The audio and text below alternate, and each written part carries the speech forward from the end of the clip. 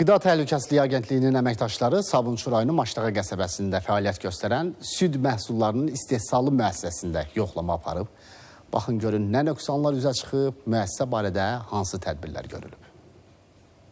Şor, dovğa və digər ağartı məhsulları istehsal edilən müəssisənin qanunsuz fəaliyyət göstərdiyi bir yana, üstəlik emal zamanı texnoloji ardıcıllıq pozulub. Hazır məhsullar isə birbaşa döşəmənin üzərində ara məsafəsi olmadan saxlanılıb.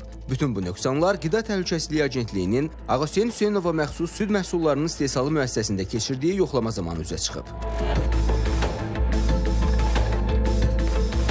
Qida Təhlükəsizliyi Agentliyi tərəfindən Maştağa qəsəbəsi Mehdi Hüseynzadə küçəsində yerləşən məhz bu süd emalı müəssisəsində yoxlama aparılıb. Yoxlama zamanı müəssisənin qida təhlükəsizliyinin qeydiyyatından keçmədiyi, yəni qanunsuz olaraq fəaliyyət göstərdiyi üzə çıxıb. Eyni zamanda istehsal zamanı emal prosesinin pozulduğu və bir sıra digər nöqsanlar da aşkarlanıb. Elə bu məsələlərə aydınlıq gətirmək üçün dəfələrlə müəssisənin qapısını döysək də qapıları üzümüzə açan heç kəs yoxdur.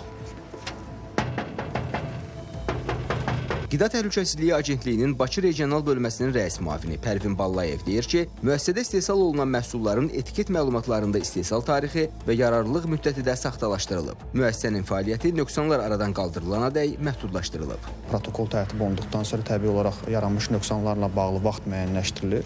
Bu vaxt nisbəti aralığı yaranmış nöqsanların çoxluğundan asılı olaraq 30, 40, 50, yəni bu aralıqlarda 90 günə kimi müəyyənləşdirilir və həmin müddət ərzində əgər sahibkar tərəfindən bizə müraciət daxil olarsa, təkrar baxış keçirilir. Məhdudlaşdırıcı qərar qəbul olunmuş istehsal müəssisələrində isə mütəmadi olaraq həmin yəni müəssisələrin işlənib-işlənilmədiyi mütəmadi olaraq nəzarət altında saxlanılır və həmin müəssisələr işlədiyi təqdirdə bunlarla bağlı inzibati icraata başlanılır. Qida Təhlükəsizliyi Agentliyindən bildirildi ki, qida istehsalı müəssisələrində bu cür yoxlamalar mütəmadi olaraq davam etdiriləcək.